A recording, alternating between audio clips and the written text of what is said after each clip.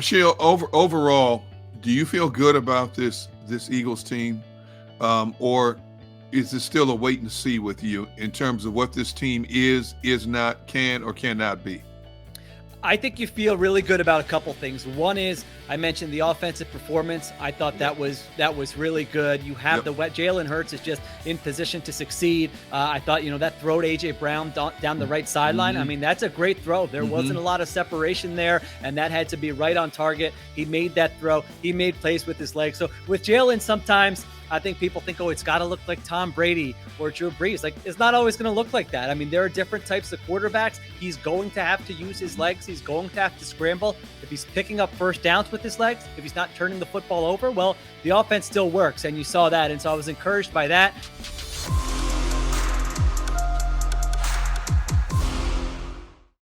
Sports Take is back. Rob Ellis, Derek Gunn on this Thursday. Hope you're doing well out there, everybody. Thanks for hanging with us.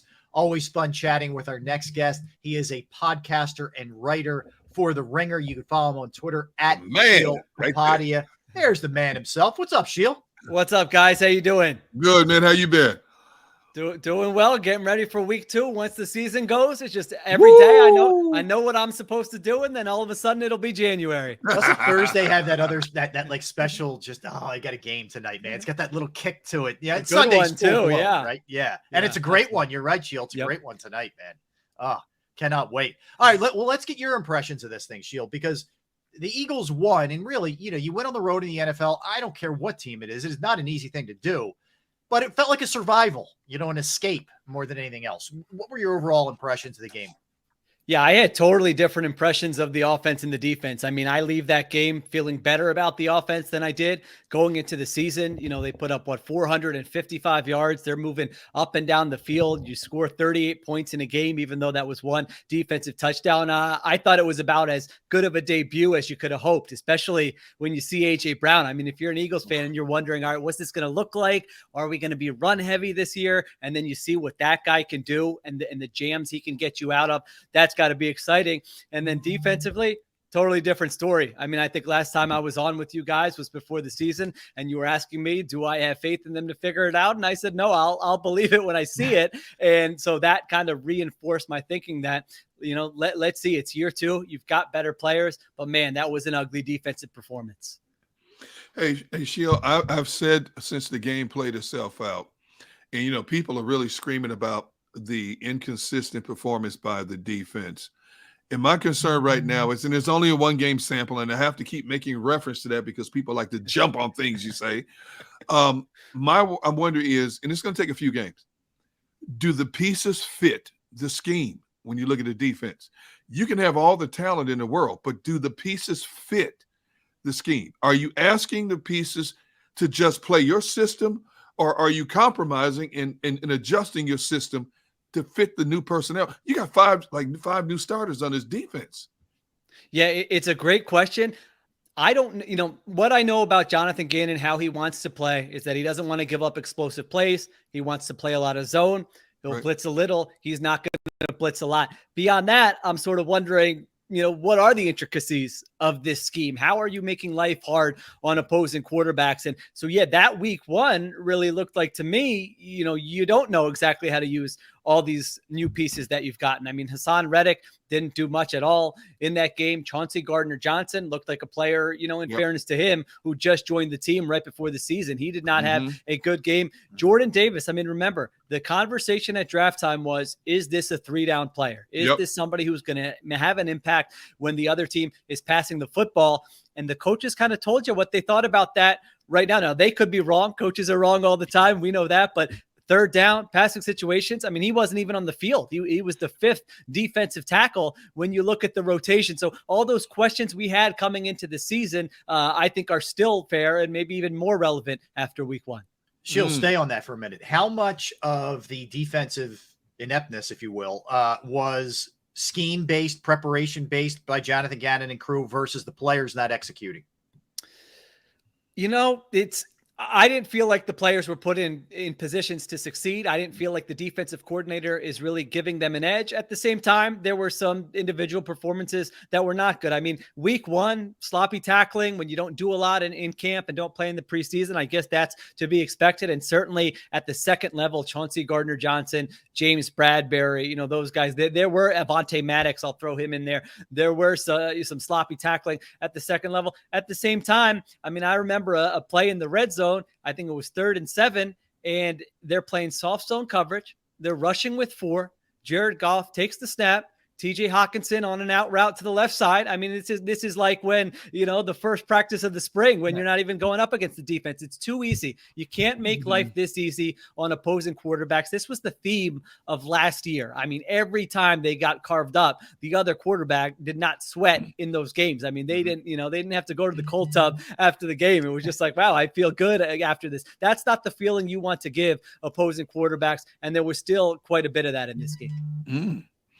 Sheil, overall, do you feel good about this Eagles team, or is it still a wait and see with you in terms of what this team is not, can or cannot be?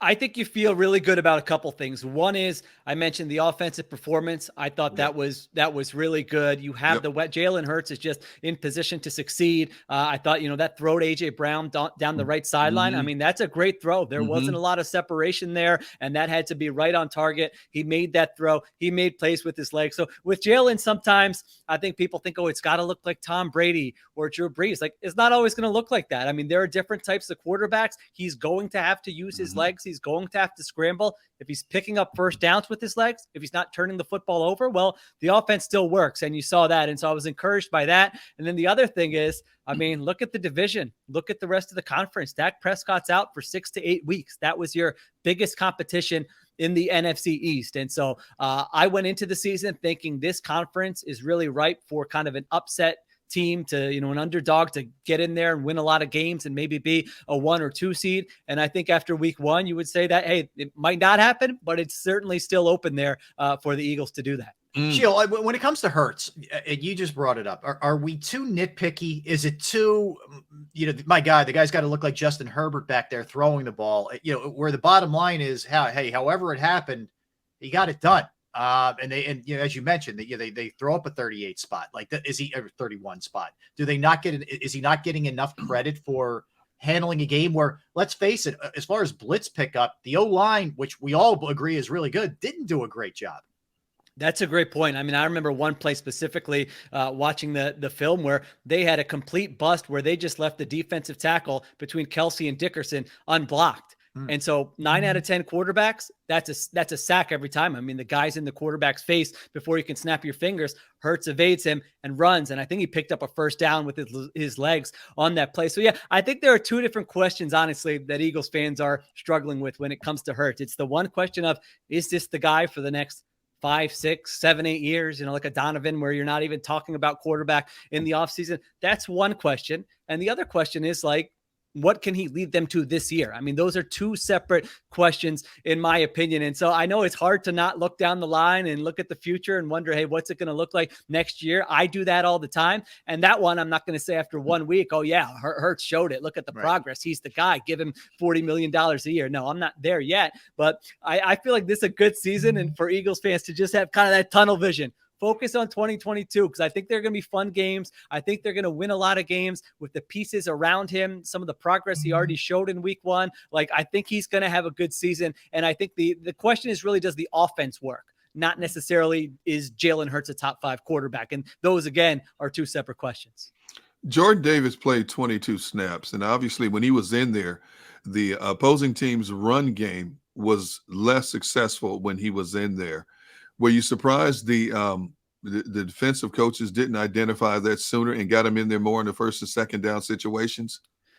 So it's funny. In summer, we hear from these coaches and we listen to them in press conferences, but week 1, we learn the truth about what they think of their players. I mean, they can't hide it. Who's on the field, who's not on the field. And so what they told us about Jordan Davis is, we don't think he gives us the best chance of rushing the passer. I mean, that's what I learned in week 1. They had 4. He was not part of those packages when they had, 4 down linemen and, hey, we're rushing the passer. We're in nickel. We're expecting a pass. he wasn't even a part of those packages. So that was telling. You're right about the run defense. Now, to me, it was more about kind of the packages Jordan Davis was in. Don't get me wrong. He had some good snaps. He had some okay snaps. I didn't watch it and think that, oh, wow, this guy dominated. But when Jordan Davis is in there playing nose tackle and they're playing kind of those odd man fronts where they've got 5 players at the line of scrimmage, those fronts are going to stop the run game better. So you could certainly make the argument, hey, they should have played with those fronts more once they're getting gashed by the run. They did not do that. They made stopping the pass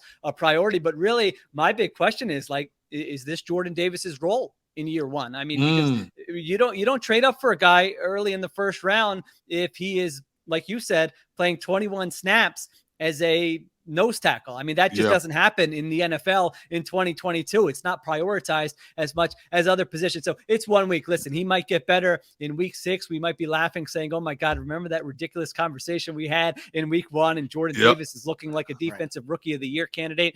That's possible, but that at least was on my radar that, hey, this is what the coaches think about his best role as we start the season at least. Sheil, how about usage and production, if you will, from Hassan Reddick? It was a very quiet day for him, for sure. Do you feel like he's being put in the best position to succeed? I didn't see anything too creative. I mean, they used him in different spots, so I don't want to act like, hey, they just lined him up at the edge and asked him to rush the passer. They did try some different things. None of those things were successful. And so you can try different things.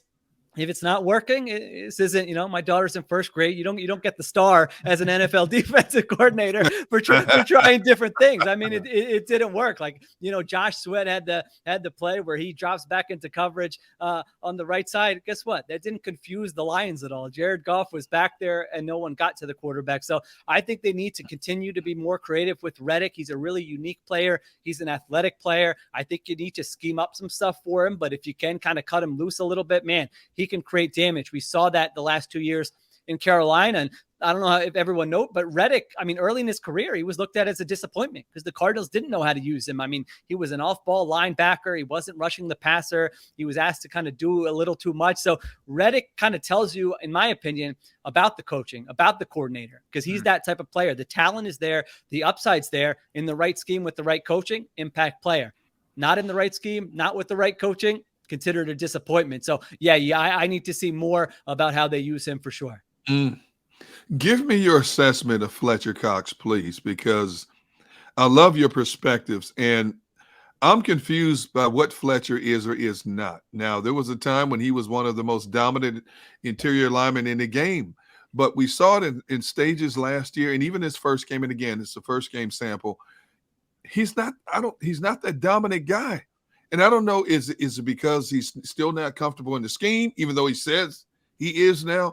But he was basically a no-show except for the one half sack he got by accident. Yeah, that was a botched snap there, right? Yeah. The only time. So I'm with you. I mean, certainly we remember we were covering those teams when Fletcher Cox, dominant defensive lineman, and every week you're watching it going, oh my gosh, this guy just, cut him loose and let him go, and disruptive tackles for loss, sacks, even the stuff that doesn't show up in the stat sheet. You're watching every week going, okay, I have no doubt about his impact. I just think it's, I don't think that's going to be there consistently anymore, whether it's scheme related, whether it's just a guy getting older, whether it's wear and tear, whatever. I thought last year there were like possessions at a time, series at a time where you said, okay, there's that, there's the 2017 Fletcher Cox. He showed up here, but for that to show up for a whole game and a whole season, I don't know that's going to happen at this stage in his career. And I would agree with your assessment in week 1. No, he certainly was not an impact player. I think he's, a competent starter. I think he can be a quality starter if you get those games out of him. Is he going to be the guy we talk about right after Aaron Donald when we talk about defensive tackles in the NFL? I would be surprised that maybe it'll happen. I don't like to rule anything out, but I would be surprised if he's kind of getting back to that level. Sheil, they had the Vikings on tap. Vikings took care of business last week against the Packers, pretty handily, right? And some of it was the Packers shooting themselves in the foot, et cetera. But, we know what they bring in terms of Jefferson and explosive offense. How do you see this matchup? Yeah, they had one of the most impressive wins in week 1. They went up against the Packers, and they had the Packers kind of head spinning on defense. I mean, they were busting coverages left and right. They were using Justin Jefferson in different ways. You look at the balls that Justin Jefferson caught, like these weren't one-on-one contested catches. No. He was wide open. I mean, they schemed it up. And part of that, the Packers can take some blame for that. But if you're a first-time head coach, and that's what I see in week 1, and I'm a Vikings fan, I'm pretty excited about that. So it's just a different culture in Minnesota. Those Zimmer teams, Zimmer had some really good teams, but we knew how they wanted to play. Defense, don't turn the ball over. He didn't like the quarterback. There was always kind of that tension. And now they have an offensive coach who, I don't know if Doug Peterson's like a great comparison, but that's kind of the guy they're hoping for. Someone who's connecting with players, who's managing the game well, who can do things offensively to put the players in position to succeed. And so you certainly saw that in week 1. And I don't think they're the deepest team. Like if you face this Vikings team in week 13 or 14, they're probably going to look different. But if you just look at their starters defensively also, like they've got a bunch of talented players where it's a really tough matchup in week 1. I've said Minnesota has probably one of the best trio of linebackers in the game right now. When you talk about Jordan Hicks, Eric Kendricks, and Zadarius Smith. And I'm interested in seeing if Minnesota tries to deploy their linebackers the way Detroit did. Bear seems to think that Minnesota won't try to blitz as much as Minnesota did. But if I'm a coach looking at what worked well in week 1, I've got to try to duplicate some of that stuff until the offense backs me out of it. Yeah, I agree with you, first of all, on those players. I mean, I would even just say, they're usually a nickel, but that front 6, the 4 pass rushers and the 2 linebackers, put that up with pretty much anyone in the NFL. I mean, Zadarius Smith has been injured, but when he plays, one of the most disruptive defensive players in the NFL. Danielle Hunter, the other edge rusher, he's been injured, but when he's healthy, this is a 14, 15 sack a year guy. Eric Kendricks may be the most underrated off-ball linebacker in the NFL. We all know Jordan Hicks is a good player when he's healthy. So even their defense, they've got 2 veteran defensive tackles. Like it's a smart group up front. So how they're going to play, I think the one difference we'll certainly see, Lions came out and said, we're going to play a lot of man coverage the entire game. And so when you play man coverage, the defensive backs have their back to the line of scrimmage, and Jalen Hurts can take off and pick up all those yards with scrambles. I don't think the Vikings are going to play like that. They don't have the corners. And also I think they're going to say, we want eyes on Jalen Hurts after what we saw last game. So they do a lot of stuff up front where it's not necessarily these all out Jim Johnson blitzes, but it's like, we have 7 guys there. Do you know which 4 we're rushing the passer with? And if you don't, we're just going to get a free rusher that way. We're still going to have enough players in coverage, and we're going to pressure you. So those are some of the things I would expect them to do. I think Kendricks is an interesting player. It's hard to spy Hurts because a lot of linebackers can't keep up with him, but Kendricks is, as we said, is a really good player. Right. He's athletic. He's smart. He might be the kind of guy they say, okay, just if they're call a passing play, just keep your eyes on the quarterback and don't let him hurt us with his legs. Sheil, we saw Jalen take off 17 times. Now, a lot of that was just out of necessity, man. It was survival of the fittest. Ideally for you, like what's a good number for you in terms of rushing attempts for him to be able to sustain this over, the full course of the season? Yeah, I almost look at it as like, how many bad hits did he take? Because he is really good about getting out of bounds or sliding. Now, even when he slides sometimes, as we saw last week, if the defense is frustrated, you still might get a shot to the head. And so that counts. I think he needs to be a part of the run game just for the offense to be at its peak. I mean, you can't be, if I'm the coaching staff, and I'm pretty sure they're not saying, all right, we need this guy to be healthy 5 years from now. Like, yes, you want him to be healthy, but you're also looking at the version of your offense that is the hardest to defend, that is the best. And it just includes Jalen Hurts being a runner, both with the designed runs, the option runs, the scrambles, all those things. So I would agree that 17 is too many. It would be on my mind if I were Sirianni. I mean, probably, I don't know, that 8 to 10 range. Yeah, is probably more manageable. But if you've got a big lead in the fourth quarter, you better not be calling those runs, or you better say, hey, I know it's an option run, but just hand that ball off. We don't need you taking a hit. So absolutely, you definitely need to be smart of it. That 17 a game, I mean, we've just seen it in the NFL, except for Lamar Jackson during the MVP season. That's just not going to be a sustainable number, most likely. Hey, Sheil, give me 2 or 3 matchups that you're going to be watching closely Monday night. 2 or 3 matchups. Justin Jefferson against all 11 is probably, you better put all 11 on him, Sheil. He put all 11.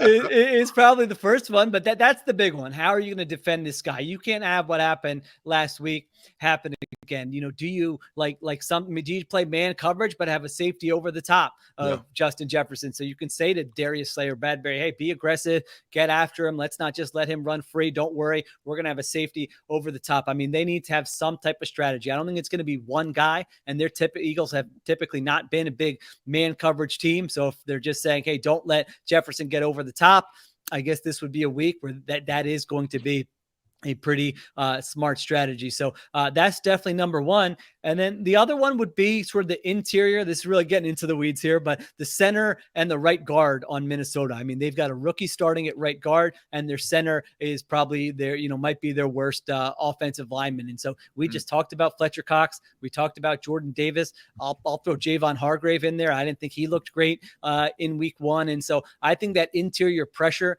against those interior linemen is going to be really important in this game, because when Kirk Cousins has time, he can make a lot of throws. I mean, when he gets comfortable, when they're running those bootlegs and he's got space and doesn't feel pressure, he can put up big numbers. We saw that when he was in Washington when they would face the Eagles. But we also know when he's pressured, he will crumble a little bit. He'll make some mistakes. He'll give you those turnovers. So I think that interior pressure is going to be pretty important. Sheil, your thumbnail sketch here with the NFC East, you brought it up a little bit earlier, but the Cowboys lose Prescott.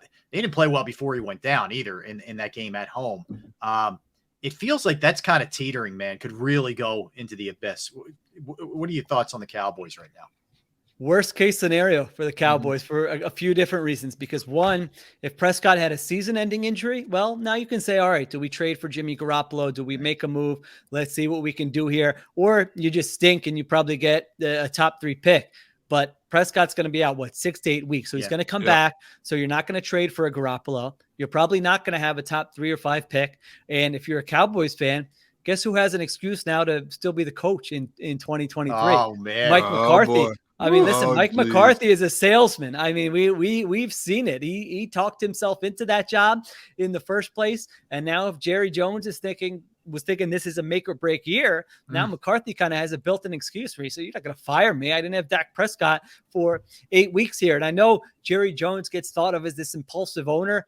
Jason Garrett lasted 9.5 years in Dallas. I mean, if Jones personality-wise likes the coach, he kind of gives them the benefit of the doubt. And so, I think this year's not going to be good for the Cowboys. I don't know what their answers are going to be. They just don't have a lot of you look at Cooper Rush, their backup. He's surrounded by, as you mentioned, Rob, they didn't play well when they had Dak Prescott. Now they don't have a left tackle. They don't have another offensive lineman. Their wide receiving core is not that good. I think it's going to get bad for Dallas for sure.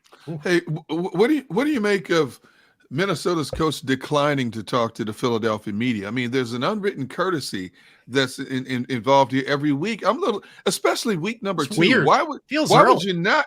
Why would you not talk to the media? You talk to everybody else. Well, not everybody, but you talk to Green Bay's media. Why would you not talk to Philadelphia's? Oh, see, I didn't know that he talked to Green Bay's media. Today he declined. He declined to speak to the Philadelphia media. Yeah. That's interesting. Okay, I didn't, because some coaches are just like, I don't want to do that or need to do that. Can they get fined? I think for this, I think now they might. I think they have the option now with the opposing coaches back, 3-4 years ago. And I could be wrong about that. I think at that time it was, no, you have to do this. It's part of your media obligations. But I think in recent years, there are more and more coaches saying, I don't need to do that. I'm not going to do that. One more thing off their plate. So I didn't know that. I didn't know that he talked in the first week and declined to talk in the second week. So I was at his, media availability in the spring when they had those owners meetings, and he seems like a friendly guy who probably has good relationships with the media, but maybe he's thinking, man, everyone's gassing us up this week. I don't want to, and listen, when you go outside of Philadelphia and people ask you about the Philadelphia media, I mean, they just start thinking, oh man, they're vultures, stay away. You don't want to be a part of that. So there could have been a fear there where I don't want to just slip up and say something wrong. And then all of a sudden I'm screwing my team over this week. It's probably silly. I mean, you should trust yourself and give him 10 minutes. I agree with you, but maybe that's what he was thinking. I don't know. I love vultures. I'm going to start using vultures more. Sheil, last one for me. There was a lot made. Gannon sort of dropped yesterday that Howie Roseman is kind of in on the decision making with personnel. And now today there's the concerted effort from Nick and others just saying like it's not a big deal. Like he needs to know just so we can get the roster straightened out, who's inactive and all that kind of thing. Is that us making too much? Media, whomever, fans making too much of something? Is it not that big a deal? Howie's role as far as game day goes? Well, every organization is different. I mean, it's certainly not the standard on all 32 teams where the GM has that control. It is his job here. He does have that responsibility. He does have that role to do it. And so I don't think it's a big deal because of what Gannon said. At the same time, we know what happens when things go south. I mean, if they go 4-13, is it a big deal? Yeah, it's probably right. The coach. They're probably gonna have coaches saying, "Well, I wanted this guy as the backup, and look, our guy got injured, and Howie chose this guy to be active on game day because he." I mean, that stuff always comes out when things are going poorly. So I think this coaching staff, like this, isn't a veteran coaching staff where these guys have been in the league and been head coaches before, been coordinators before, where they're going to come down, put their foot down.